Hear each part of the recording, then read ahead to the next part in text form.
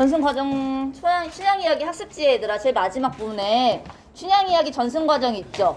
자, 그것까지 했죠. 네, 그러면 진짜 본문 들어가면 되겠네요. 자, 오늘은 본문 보다가 아마 끝날 것 같아요. 자, 본문 봅시다. 자, 이 부분은 교과서에 실린 부분은 이몽룡이 춘향이를 처음 만나고 한눈에 반해서 이제 어떻게 해볼까? 라고까지 하는 그냥 그 정도 부분이에요. 둘이 만나는 부분까지만 나와 있습니다. 춘향과 앞부분 줄거리 보시면 전라남도 남원 부사로 부임한 아버지를 따라서 남원에 온 몽룡은 단오를 맞아 방자와 함께 광안루로 구경을 나옵니다. 전라남도 남원이라고 하는 공간적인 배경이 설정이 돼 있는데 남원이라고 하는 실제 지명 플러스 원래 판소리가 남도에서 처음 생겨났습니다. 그래서 그 근방에 지역이 나왔죠. 그래서 현실적이고 이 이야기가 남원이라고 하는 진짜 현실적인 공간과 여기에 그 남원에서 일어나는 남원만의 특성, 향토적인 분위기가 공간 속에 들어가 있습니다. 이 작품 배경에 현실적이고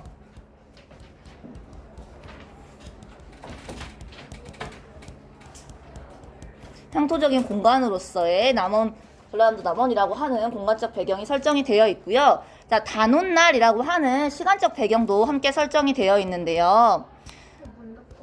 네.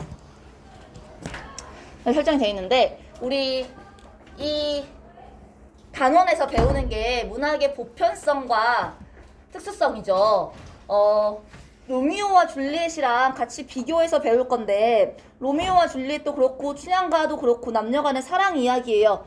사랑 이야기인데 여기 춘향가에는 단오라고 하는 우리나라에서만 있는 풍습, 우리나라에 있는 절기가 작품의 배경으로 설정되어 있어서 우리나라에서만 보일 수 있는 뭐 그네뛰기라던가 아니면 이 단오 이외에도 또 사대부라든지 신분차이라든지 유교라든지 이런 우리나라에서만 볼 수 있는 그런 특수한 점들, 특수한 특징들이 작품에서 확인해 볼 수 있었죠. 자, 그런 점에서 단오라고 하는 시간적 배경은 작품에서 문학의 특수성을 확인해 볼 수 있는 부분입니다. 거울은 집어 넣으시고요. 그래서 방자와 함께 광안루로 구경을 나옵니다. 광안루는 남원에 있는 정자예요. 자, 안일이라고 하는 건 이야기가 진행되는 부분입니다. 다른 말로는 사설이라고도 하는데요. 이런 이야기나 사설이 진행되기 때문에 아무래도 해학적인 분위기를 연출하거나 아니면은 일부 대사가 끼어 있거나 합니다. 그럼에도 불구하고 이건 공연으로 판소리라는 공연으로 연행되던 거죠. 이 판소리로 불리워진 걸 그대로 글로 적어 놓은 거지. 자, 그렇다 보니까 안일이라서 이야기나 사설이 진행되는 부분임에도 불구하고 율격체로 낭송을 하기 때문에 율격체로 써 있습니다. 낭송을 위한 율격체 문장이 율격이 있습니다. 근데 여기에 율격이라고 하는 건 뭐 우리 시에서 배웠던 삼원보라든지 사원보라든지 이런 정형적인 율격이 아니라 현대시의 내재율 있죠. 그 정도의 율격이라고 생각하시면 돼요. 리듬이 있는 듯 없는 듯 있는 거. 그래서 작품을 안일이는 그때의 춘향이는 도련님을 만나려고 그 전일 초나은 날 밤에 몽사를 하나 얻었겠다 라고 했어요. 얘들아, 창자가 대사를 하면서 혹은 이야기를 전개하면서 관객들한테 이야기를 전달하죠. 이야기를 전달하니까 관객한테 말을 건네는 듯한 구어체, 얻었겠다라든지 뭐뭐 하겠지라든지 뭐뭐 했네 이런 말투가 많이 사용이 됩니다. 우리 이거 미스터 방이랑 연결시켜 보면은 미스터 방에도 구어체 표현이 많이 나타나는데 판소리 사살문투라고도 이야기하면서 판소리라는 공연 예술 자체가 창자가 앞에 있는 관객들한테 말을 건네는 듯한 그런 말투를 하게 마련이라고 했었죠. 왜냐하면 우리나라 전통 극예술에서는 공연자와 관객이 소통이 활발하게 이루어지는 특징이 있으니까. 자, 그래서 이런 말을 건네는 듯한 말투, 실제로 입에서 말로 하는 듯한 말투가 많이 중간중간에 여기뿐만 아니라 많이 나옵니다. 자, 그래서 보시면 몽사를 하나 얻었는데 몽사는 꿈이에요, 꿈. 이 꿈이 춘향이는 도련님을 만나려고 이런 꿈을 얻었대요. 뭐 실제로 그런 건 아니었겠지만 이 꿈의 내용을 보면은 무슨 말인지 알 겁니다. 자, 중몰이 장단 보면서 꿈 이야기를 좀 볼게요. 책상에 촛불을 도둑 켜고 연려전을 외워가다 호련히 잠 오거늘 서한을 의지하고 잠깐 조우더니. 얘들아, 연려전을 읽는 건 지금 이 작품에서 춘향이가 중간에 이제 뒷부분에 보시면 제일 마지막에 마지막에 몽룡이랑 만나는 장면이 있거든? 거기에서 무슨 얘기 하냐면 나는 내가 천한 태생이지만 그래도 여자로 태어나서 열려이브 불이경이라고 해서 내가 두 지아벨을 섬기지 않으려는 뜻을 품고 있다라고 이야기하거든? 그래서 그 앞부분에 이 앞에 지금 춘향이가 읽고 있는 책도 열려전인 거죠. 그래서 이런 가치관을 가지고 이런 유교적인 가치관을 가지고 있는 춘향이가 잠이 안 와서 책 읽다가 잠깐 잠을 돌아서 책상을 의지하고 잠깐 조우더니 비몽사몽간에 춘향이 몸이 공중으로 날리어 바람을 어거하고는 왼쪽에 보면 뜻이 나오지만 바람을 부려서 내가 그 바람에 올라타고 몸이 붕 뜬 거예요. 그러면 어디서부터가 춘향이 꿈이야 지금? 잠깐 존 것까지는 현실이죠. 여기서 비몽사몽간에 여기서부터 춘향의 꿈이 나오는데 좀 더 길게 나와요. 이 화면에 한 화면에 다 이렇게 담기지는 않아요. 그래서 바람을 어거하고 구름을 헤쳐가다 한 곳을 당도하니 주궁패궐은 보던 바 처음이다라고 해서 주궁패궐이라고 하는 건 진주나 패물이 붙어있는 궁궐이란 뜻이에요. 자, 진주나 패물이 붙어있는 궁궐은 현실에 없는 환상적인 공간이고 굉장히 비범한 공간이죠. 자, 뭔가 꿈에서 굉장한 환상적인 공간에서 비범한 사람을 만납니다. 그 뒤에 사람을 만나는데 자, 그 위에 어떤 부인이 이상한 옷을 입고 춘향을 부르더니 무슨 쪽지 내어주면서 네가 이 글을 알겠느냐라고 해요. 자, 그러면 춘향이 꿈 안에서는 그 춘향이 꿈이라는 것 자체가 다시 나는 앞장으로 넘어갈게요. 너는 그대로 보세요. 자, 춘향이 꿈이라는 것 자체가 꿈에서 나오는 풍경이나 이런 걸 봤을 때 거기 나온 사람들을 봤을 때 일상적인 꿈이 아니라 좀 환상적이고 비범한 내용의 꿈이라는 걸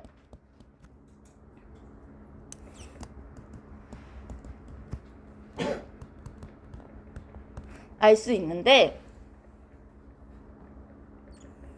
여기서 할 때 춘향이한테 그 이상한 옷을 입은 부인이 쪽지를 주면서 이거 한번 펴서 볼래? 이 글 뜻을 알겠느냐? 하고 물어보죠. 그래서 춘향이가 황송하여 공손히 받아 펴보니 뭐라고 나와 있냐면 인간지 5월 5일은 천상지 7월 7일이라 이라고 했대요. 이걸 보고 깜짝 놀라서 깨달으니 황홀한 일봉이라 라고 했어요. 자, 그러면 꿈 장면은 이걸 그 쪽지를 봤을 때까지가 꿈인 거고 이걸 보고 깜짝 놀라서 깬 거는 실제 현실인 거죠. 그럼 여기까지가 꿈이죠. 자, 봐봐. 인간지 5월 5일은 언제예요? 절기가? 이거 다 음력으로 날짜를 세는 거니까 이때는 단오죠. 자, 우리 아까 시간 대적 배경 지금이 단오날 만났다 그랬지. 자, 단오날이고요. 현재 시간이고요. 천상지 7월 7석이라 인간 세계에서 단오날은 천상지의 7월 7석이래요. 여러분들 7월 7석 어떤 날인지 아시죠? 옛날 전래동화 이런 거 많이 봤지? 7월 7석 어떤 날이야? 견우와 직녀가 1년에 한 번 만나는 날이죠.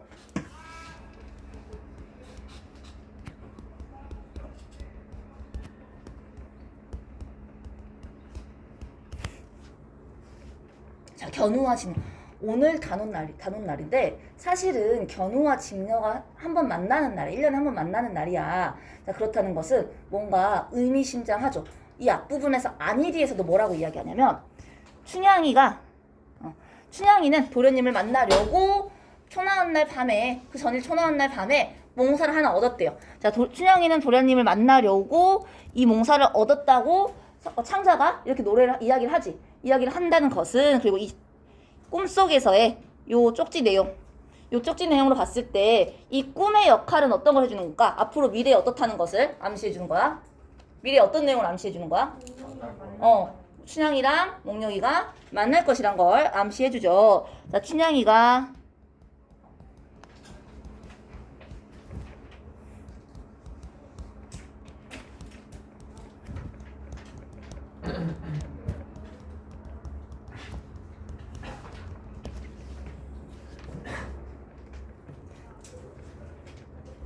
암시해주는데 우리 말투 잠깐 볼게요. 문체 잠깐 볼게요. 자, 여기 문체 보시면 안일이 부분에서 하나를 얻었겠다 하는 구어체가 나오죠.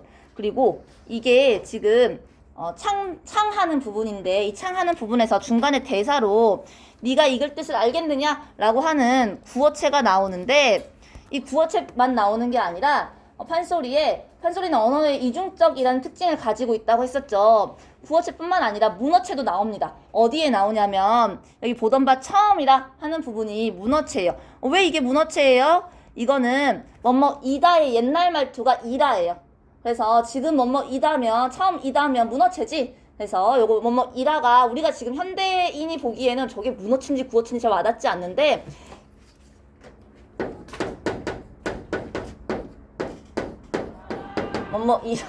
뭐뭐이라가 이다의 옛날 말투라고 생각하시면 확실히 문어체인 걸 여러분들이 좀 알 수 있을 겁니다. 자, 이런 꿈을 꾸었습니다. 그래서 깜짝 놀라 깨달으니 황홀한 일몽이라 아, 꿈을 꾸었구나 라고 생각했어요. 자, 넘어가서 날 밝기를 기다리어 소세를 하노라니 저의 모친 나오더니 소세는 이제 깨끗하게 씻은 거예요. 단장을 한 거예요.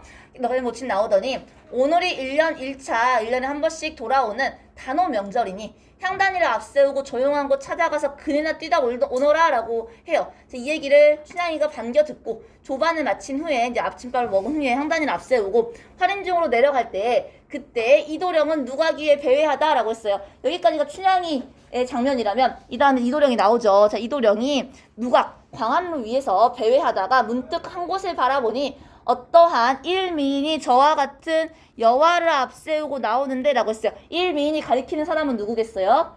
춘향이겠죠. 여기 저와 같은 여와를 앞세우고 나오는 여와는 향단이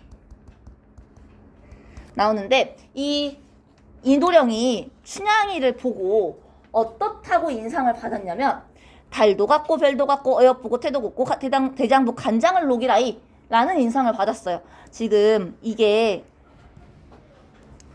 이몽룡이가 춘향이를 처음 보고 어떤 감정을 느끼고 어떤 이도령이 이몽룡이 춘향이를 처음 봤을 때의 마음이죠. 어떤 것 같아? 반했어요. 달도 같고 별도 같고 어여쁘고 태도 같고 대장부 간장을 녹이라이 라고 생각을 할 정도로 저 문장에서는 이몽룡이 생각하는 이몽룡이 처음 봤을 때 춘향이 처음 봤을 때 마음을 우리가 볼 수 있는데요. 이거를 별거 아닌 것 같은데 딱히 특별히 정리하는 이유가 뒷부분에 처음 몽룡이가 춘향이를 봤을 때의 마음과 태도와 뒷부분에 몽룡이가 춘향이를 대하는 태도가 좀 달라져요. 변화돼요. 그래서 그걸 좀 비교해서 보려고 체크해 놓는 겁니다.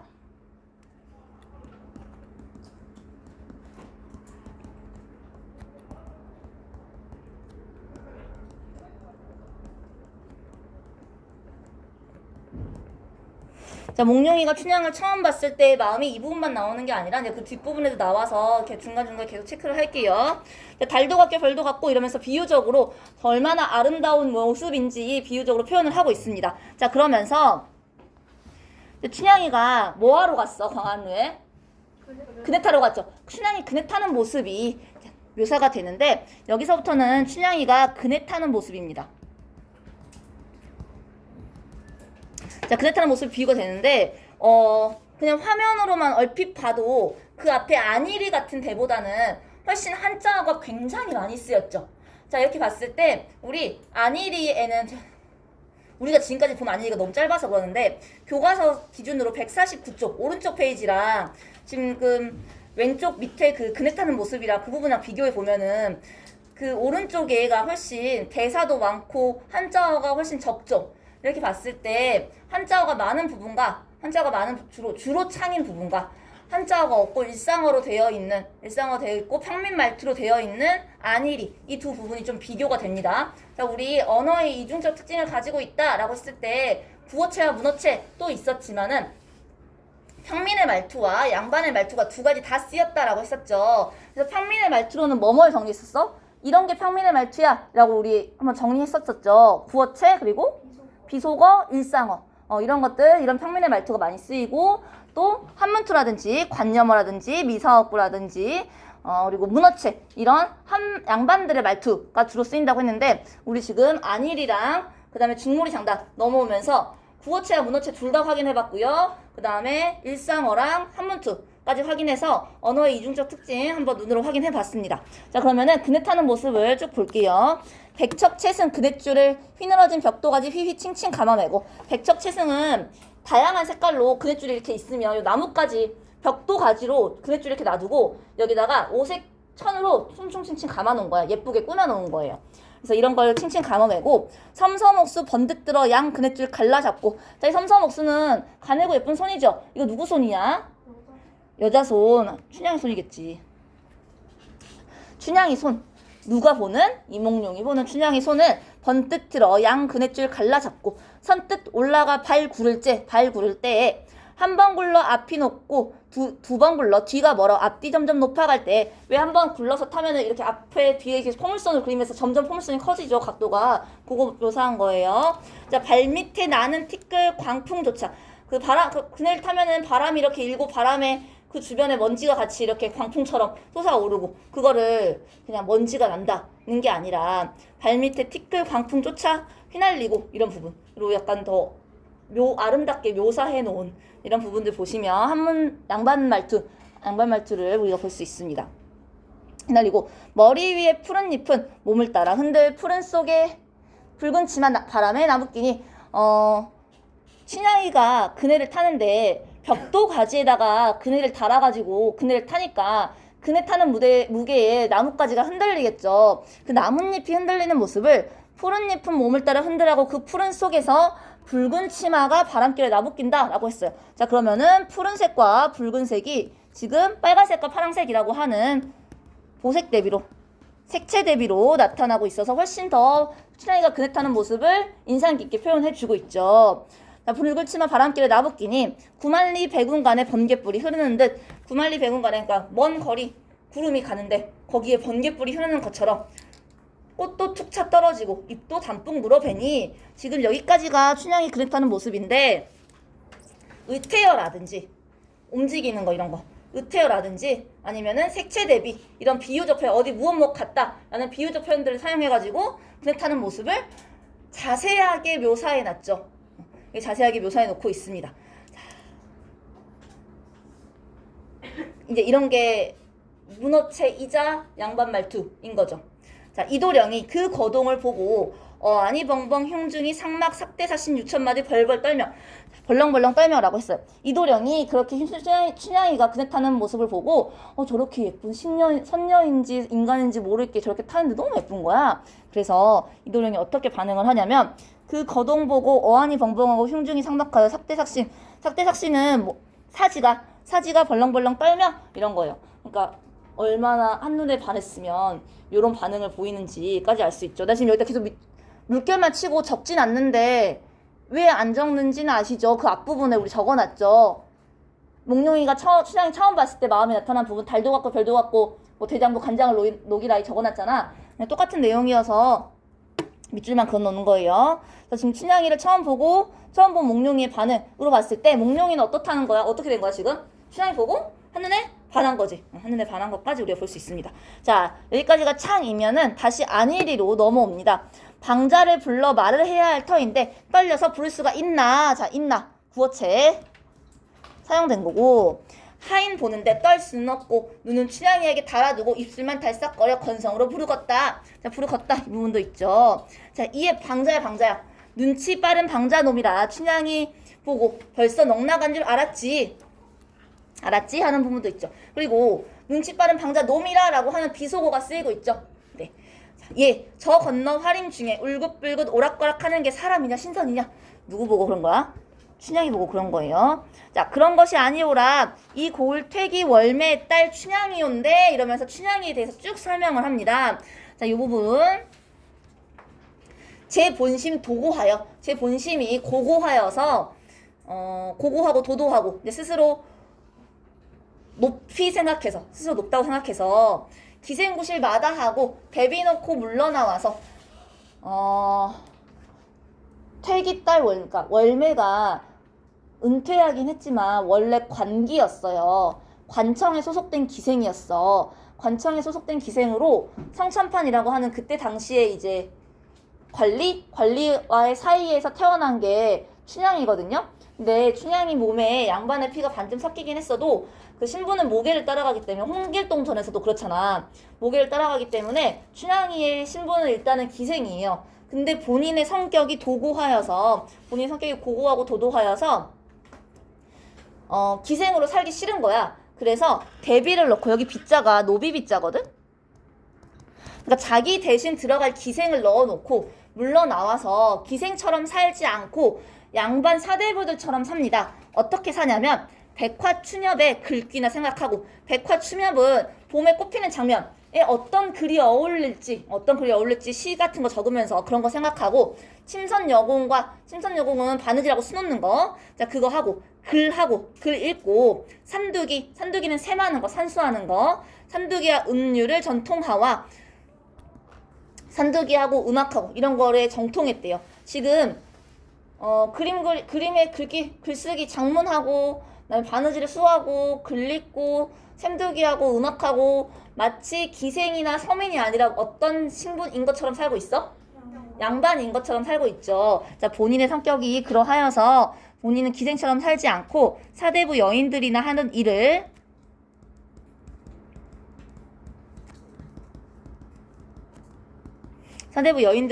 하면서 살고 있습니다. 그래서 이 고을 써도 이르기를 천상개화라 하옵는데, 개화는 개수나무 꽃이에요. 그러니까 현실에 없는 굉장히 아름답고 환상적인, 비현실적인, 그러니까 그런 인물이라고 생각하고, 실제로도 마을 사람들도 기생이라고 생각을 하지 않고 있는데, 오늘이 단오날이라 그네 띠로 나왔나 봅니다 라고 하면서 이몽룡은 모르는 춘향이의 사정에 대해서 이러저러 해서 저러저러 합니다 라고 간단하게 설명해 주고 있죠, 방자가. 자, 춘향이의 내력에 대해서 요약적으로 제시가 되는 부분입니다. 방자의 목소리를 통해서.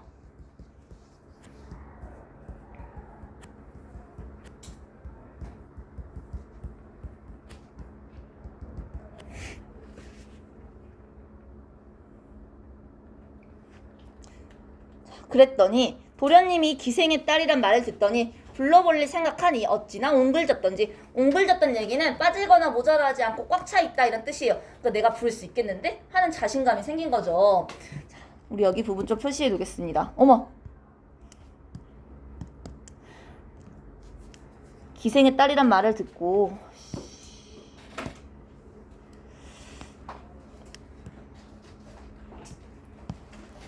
기생의 딸이란 말을 듣고 내가 한번 불러볼만 한데? 라고 생각했대요. 이 아래까지 다 보고 설명할게요. 자, 이에 기생의 딸이 저렇게 잘생겼단 말이냐, 한번 못 불러볼까? 안 되지라오. 어찌 안 된단 말이냐. 춘향모가 불호랑이 주어 아니 바꿀 늙은인데, 불호랑이를 줘도 바꾸지 않을 만큼 무서운 사람인데, 월매가 춘향을 내외시킨다고 문 밖 출입 못하게 하고 그 집 문전으로 머스마 하나 얼른거리지 못하게 합니다. 이만큼 엄하게 키우고 있습니다. 기생의 딸이지만 기생의 딸처럼 키우지 않고, 기생처럼 키우지 않고 사대부의 자식처럼 그렇게 키우고 있습니다. 자, 그랬더니 이도령이 저는 이 고을의 기생딸이고 나는 이 고을의 사또 자제로서 저 한번 못 불러본단 말이냐, 잔말 말고 불러오거라 라고 하죠. 자, 우리 앞부분에 선생님이 여기 형광펜 칠해놓은 거랑 같이 엮어서 보시면 이몽룡은 춘향이를 어떤 태도로 대해요? 쟨 기생이고 나는 양반인데, 심지어 이골 사또의 그 아들이잖아. 그러니까 관기 정도야. 내가 내 말 한마디면 나한테 올 수 있는 사람이라고 생각을 하는 거지. 자, 이몽룡은 춘향이를 어떻게 대하냐면은 하대하거나 얕잡아 보고 있습니다.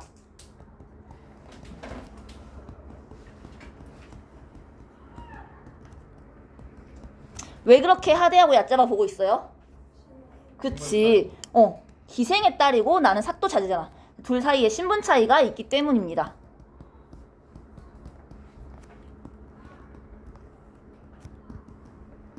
신분 차이가 있기 때문에 이런 태도로 보고 있어요. 자, 지금 이 부분이 몽룡이가 춘향이를 처음 봤을 때 춘향이한테 어떤 태도로 대하고 있는가, 우리 그렇게 체크해볼 부분이에요. 몽룡이는 춘향이를 처음 봤을 때 굉장히 아름다운 사람이라고 생각했고, 그걸 보고 한눈에 반해서 막 사지가 벌렁벌렁 걸렸어요. 자, 그랬는데 듣고 보니 기생의 딸이라, 그러면 내가 어떻게 해볼 수 있겠구나 하고 자신감이 있는 태도로, 양반이니까 자신감 있는 태도로 춘향이 좀 불러보거라 라고 이야기하죠. 이거 기억하시고 아마 오늘 이 시간에 못 나갈 수도 있고 다음 시간에 나가면 그때 또 볼게요. 자, 그랬더니 도련님이 정 그러시면 춘향모가 동원에 들어가, 동원은 사또가 일하는 곳, 사또전에 여쭈어 놓으면 도련님 일이 어찌 될 것이오. 도련님, 그러면 춘향이 엄마가 당신 아들이 사또 이도령이 우리 딸 불러오라고 했다 라고 일러버리면 너 어떡할 거니? 라고 이제 방자가 만류를 하는 거죠. 자, 그랬더니 도련님 엄부 시하에 공부나 하시는 터라 겁이 왈칵 났지. 겁이 왈칵 났지 하는 부분 구어체. 엄한 아버지 밑에서 공부나 하는 터라 그렇게 여자 만나고 다니면 안 돼요. 자, 이에 그러면 어찌해야 되겠느냐라고 하니 어찌해요? 안 될 일이니 잊어버리시오. 이렇게 얘기하죠. 이 작품에 보시면 남도 사투리가 중간중간 쓰입니다. 말투에서. 남도 사투리가 쓰이는 이유는 너무 당연하게도 이 작품의 배경이 어디기 때문이겠어? 전라남도 남원이기 때문이고 플러스 판소리 자체가 남도에서 생겨났기 때문에 남도의 사투리가 판소리에 많이 거의 모든 대부분의 작품에 판소리 많이 녹아 있습니다. 자, 한참 일이할 때 그때의 춘향이는 이제 춘향이의 시점으로 나오는 거예요. 그때 춘향이는 추천하다 그네 뛰다가 땅에 통 내려서면 도련님과 눈이 마주쳤겠다. 뭐뭐 하겠다. 이 부분. 자, 춘향이 세안으로 가는 눈으로 도련님을 잠깐 보니 도련님을 본 인상을 어떻게 묘사하고 있냐면 넉넉한 의사가 외화에 나타나니 넉넉한 생각과 뜻이 겉모습에 나타나니 그게 마치 군자의 거동, 군자처럼 보였던 거고. 말을 해보지 않았어요, 춘향이는 이몽룡이랑. 근데 겉으로 보는 게 저 모양이 와, 쟤는 진짜 군자상이다. 정말 뜻과 생각이 굉장히 깊고 올바르구나. 외모를 보고 이렇게 생각한 거예요. 맑은 기운이 사람에게 쏘이치니 열사의 기상이라. 그리고 맑은 기운이 사람에게 보이니 기계가 높은 절개가 있는 그 선비의 모습이라 라고 생각을 한 거죠. 자, 그렇다면 이 부분은 춘향이가 이몽룡을 처음 봤을 때 인상인 거지.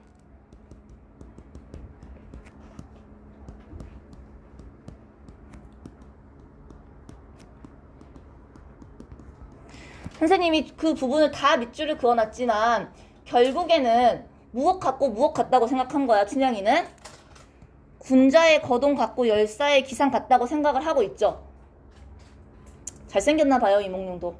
잘생겨서 외모만으로 그 사람이 얼마나 바른 생각과 굳은 절개를 가지고 있는지 다 파악했어요.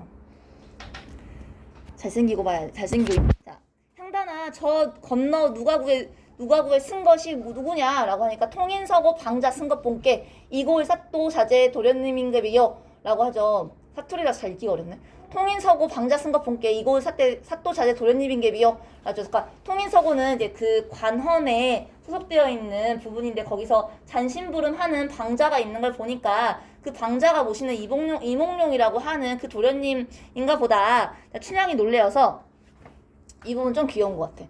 벌써 나왔겠구나 라고 하니까 향단이가 벌써부터 나왔어라고 하면서 진짜 다 봤지요? 다 봤겠네? 다 봤지 이렇게.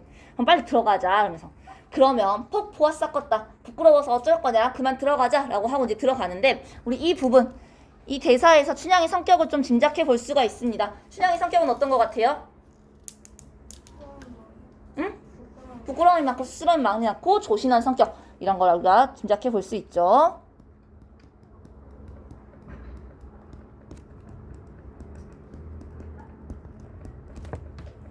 자, 춘향이 도련님 때문에 추천 못하고 그네 못하고 들어가는데 도련님은 일단 정신을 쏘아 춘향만 보고 있겠다. 여기까지가 안일이었습니다. 이야기가 전개된 부분이었죠. 이제 이야기를 보시면 창과 다르게 중간중간 대사가 들어가 있죠. 이런 짤막한 대사들을 통해서 이야기를 전개하고 있습니다. 그래서 창보다는 아무래도 일상어가 더 많이 쓰였고요. 자, 중몰이 장단 다시 이제 노래로 해서 가비아이 걷는 걸음걸음마다 꽃이 핀다. 호련히 내를 건너 보이지 아니하니 지금 누구 걷는 모습을 꽃과 같다고 비유하고 있는 거야? 춘향이가 걷는 모습, 그쵸? 춘향이가 걷는 모습을 꽃에다가 비유하고 있습니다.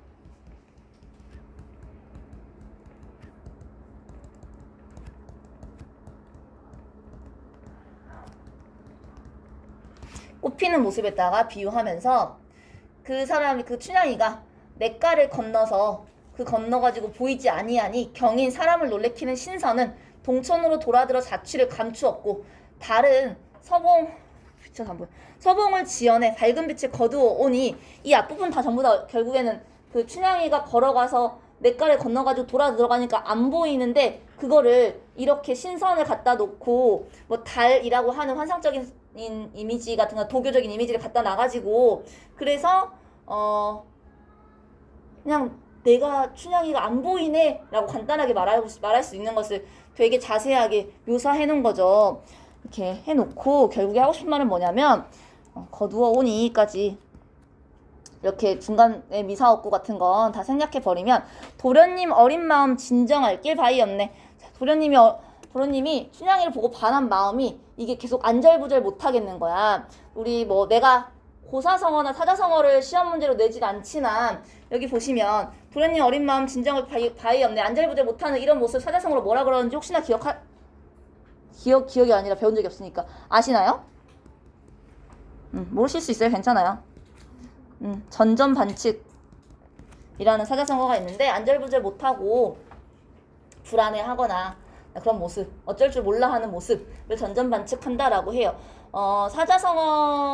사자성어가 모의고사 문제에는 간혹 가다가 어휘 문제로 이렇게 한 문제씩 나오죠. 그래서 이제 기회가 되면 한 번씩 알려드릴게요. 한자. 자, 안일이. 다시 대사, 이야기 부분입니다. 방자야, 춘향 가고 없다. 가고 없으니까 어쩌란 말이요. 자, 방자는 도련님을 모시는 사람이죠. 도련님이 상전이잖아. 근데 상전이 춘향이 가고 없다라고 하면은 충성스러운 노비라면 몸종이라면 어떻게 해야겠어? 제가 가서 불러올까요? 라고 하거나 그렇네요. 안 보이고 말장구를 쳐주거나 그래야 되는데 지금 방자 말하는 태도를 좀 보세요. 가고 없으니까 어쩌란 말이요. 뭐 어쩌라고 이러고 있지. 자, 그러면서 이 몽룡이가 춘향 집이나 좀 일러다오 라고 하니까 방자놈이 도련님을 은연중에 볶는다는 건 왜 이렇게 사람을 볶냐 이랬을 때 그건데 이렇게 좀 같은 말 반복하면서 성가시게 굴고 괴롭게 구는 거. 자, 그런 걸 볶는다라고 해서 방자가 도련님을 대하는 태도도 일반적인 몸종, 일반적인 시비가 양반인 상전을 대하는 태도가 아닌 걸 우리가 좀 알 수 있죠. 자, 그러면서 도련님 키가 소인놈보다 적으신께 높은 뒤에 올라서서 엄지발로 개고 쓰시오 라고 매기죠. 도련님을 좀 골탕 먹이고 있는 거지. 자, 우리 이 부분들을 좀 엮어서 뭘 보려고 하냐면 방자의 말투와 태도를 좀 정리해 보려고 합니다.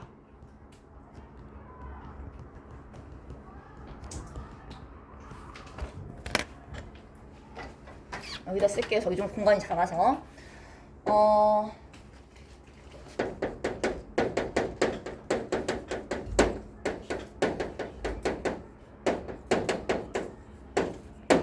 방자는 서민입니다. 그러니까 피지배계층이죠. 서민인 방자가 양반인 이도령, 이몽룡을 대할 때 그 태도가 어떠한가요? 말하는 게 친구 대하는 같은 그 동급을 대하는 듯이 하죠. 싸가지가 없고 말본새가 고약하지. 근데 우리가 그렇게 정리를 할 수는 없으니까 거리낌 없이 이야기하고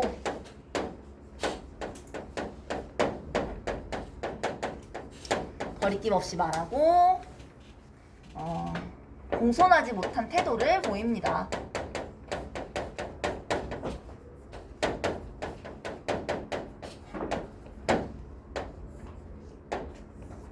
그런데 이런 방자의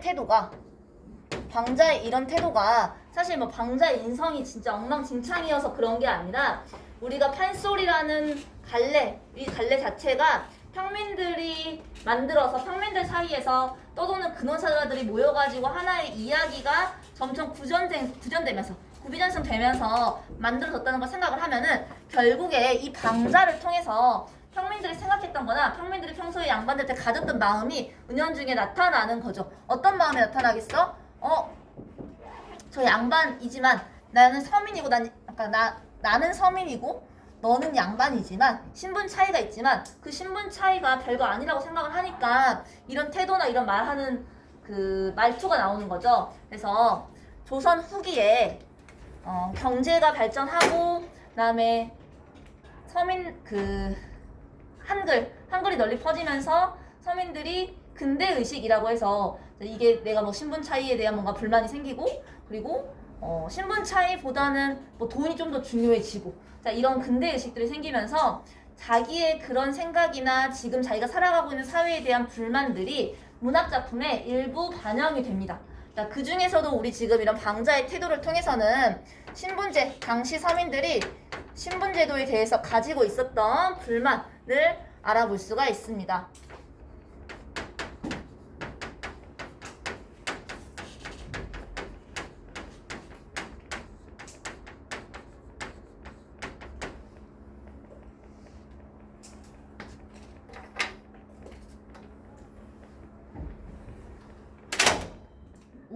중간에도 걸리는구나. 자, 그런데 특히 조선 후기에 연행되었던 우리나라의 국문학들 중에서는 공연으로 하는 국문학들 중에서는 이런 방자와 같은 캐릭터들이 꼭 들어가 있어요. 이런 방자와 같은 캐릭터가 어떤 캐릭터냐면 같이 나오는 양반을 조롱하거나 희화하거나 놀리거나 이렇게 해서 양반을 풍자하는 양반을 풍자해주는 역할을 꼭 나오는데 이 역할들 중에 가장 정형화되어 있고 강도가 센 게 봉산탈춤에 나오는 말뚝이라는 캐릭터예요. 그 말뚝이라는 캐릭터는 뭐 여기서는 그렇다고 이몽룡이 되게 어리숙하거나 부패하거나 뭐 이런 건 아니잖아. 근데 그 봉산탈춤에서는 말뚝이가 모시고 다니는 양반 삼형제가 굉장히 멍청하고 그다음에 모질을 하고 그리고 부패하고 돈 같은 거 되게 밝히고 여자 밝히고 이런 캐릭터가 나오거든. 그래서 이런 유형의 이렇게 작품에서 양반을 풍자하는 양반을 은연중에 비꼬는 이런 역할을 하는 이런 방자와 같은 인물형을 뭐라고도 총칭하냐면 말뚝이형 인물이라고도 총칭합니다.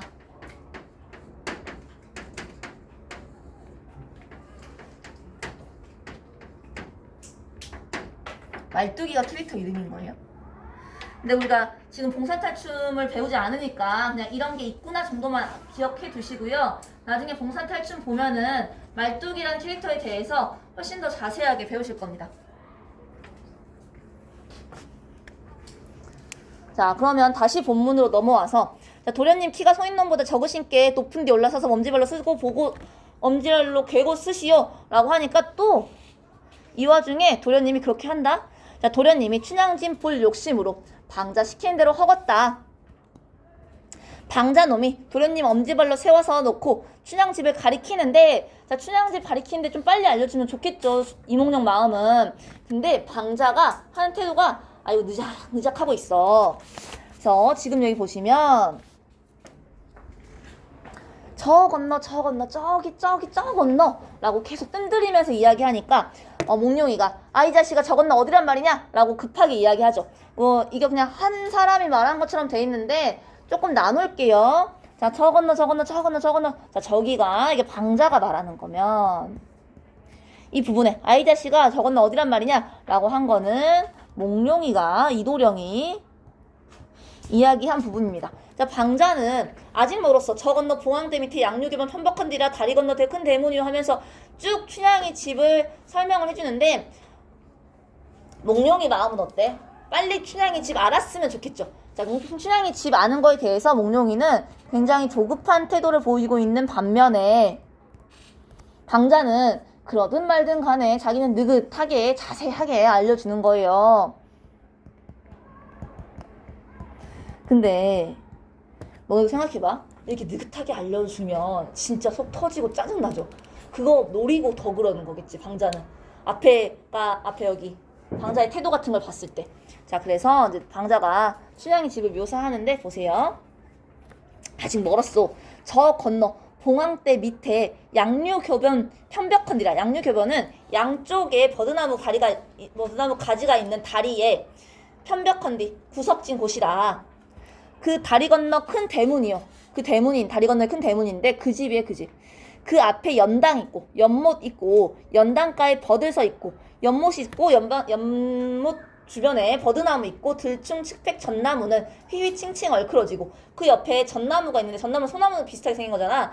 그게 이렇게 얼크러져 있고 벽오동 성근가지 단장 밖으로 쑥 쏟아 있고 그 주변에 단장이 이렇게 있는데 그 단장 밖으로 벽오동이라고 하는 오동나무의 성근가지는 성글다란 뜻 알아요?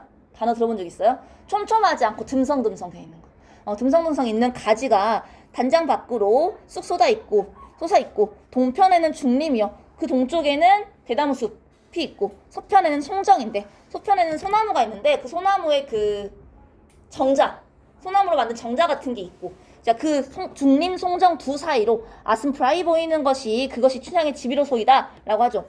자, 춘향의 집이 저기 다리 건너 버드나무 있는데 거기 대문 있는데 거기가 춘향의 집이에요 라고 간단하게 말하면 되는 것을 그 주변에 나무가 어떻고 연못이 있는데 그 옆에 무슨 나무가 있고 거기 담장이 있고 옆에 또 뭐가 있어 대나무 숲이 있고 소나무 정자가 있고 되게 자세하게 쓸데없이 자세하게 묘사하고 있죠. 춘향의 집을 굉장히 자세하게 묘사합니다.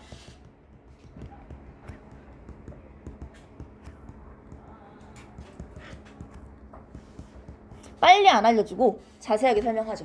자, 우리 이런 점들, 이 장면에서 방자의 태도와 몽룡이의 태도가 굉장히 서로 다르죠. 이렇게 대조되는 태도를 통해서 우리는 두 가지 정도의 효과를 찾아볼 수 있는데 첫 번째는 신분상의 차이가 있는데 그 둘 사이의 태도가 대조되는 걸로 인해서 독자들은 재밌죠. 일단은 왜냐면 양반은 되게 조급해하고 서민인 방자는 느긋하게 말하면서 양반을 놀리고 있는 거잖아. 그래서 양반을 희화화시키고 있기 때문에 관객들은 재미를 느낄 수 있고 이제 그 사이에서 긴장감도 같이 느껴집니다. 재미와 긴장감을 유발할 수 있고요. 자, 두 번째로는 장면을 자세하게 묘사해 주고 있기 때문에 장단이 가장 느린 진양조 장단으로 불리고 있어요. 학습지에서 진양조 장단 선생님이 정리해 놓을 때 뭐라고 있냐면 한가한 장면이나 슬피 탄식하는 장면 선정적인 대목이라고 했죠. 자, 한가한 장면인 것도 그 풍경을 자세하게 묘사하고 있으니까 자, 한가한 장면을 느린 장단으로 가창하고 있는데 느린 장단으로 가창하면 아무래도 관객들이 그 장단에 같이 몰입해서 볼 수 있습니다. 그래서 관객들이 집중할 수 있게 해주는 부분입니다.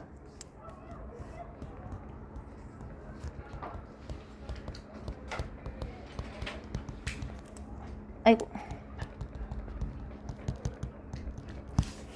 관객들이 집중할 수 있게 해주는데 자, 그게 왜 그러냐면 151쪽에 옆에 날개 질문이 있죠. 날개 질문에 창과 안일이를 반복함으로써 거두고 있는 효과는 무엇일까요? 라는 질문이 있는데 우리 그거 학습지로 정리할게요. 잠깐만 학습지 보세요.